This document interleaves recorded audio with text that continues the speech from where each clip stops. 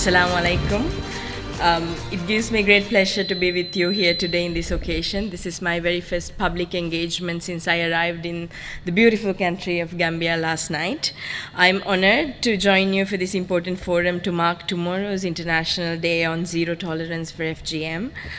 As the United Nations Secretary General's Envoy on Youth, this is an issue that is close to my heart, as it is a harmful practice affecting millions of girls and young women around the world. As you know, is particularly relevant in several countries in this region. I come from a country in South Asia where we do not talk openly about these issues.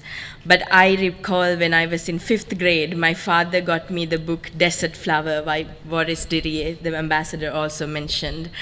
The story was about a young Somali nomad girl who underwent FGM at a tender age and was sold in marriage soon after. She subsequently fled her terrible trauma and eventually became a famous fashion model and an author.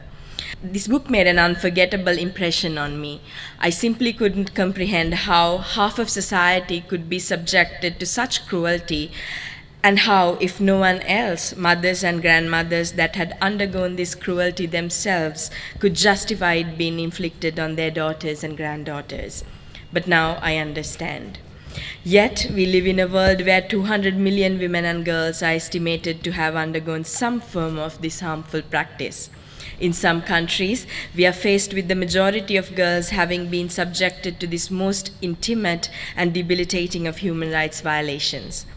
Female genital mutilation is not only harming girls and women in a physical way, but is also depriving them of their human rights, their right to bodily integrity, to health, to self-actualization, their right to have a say on decisions that affect their lives.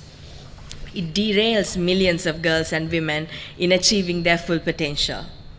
This is not acceptable, and this is done in the name of tradition, culture, or sometimes religion, or in the name of ensuring that women are to take on subservient roles to the men they will eventually marry. This is not acceptable in 21st century. The good news is that the 2030 Agenda for Sustainable Development that was adopted by the UN member states provides us a roadmap for prosperity and a sustainable planet for all.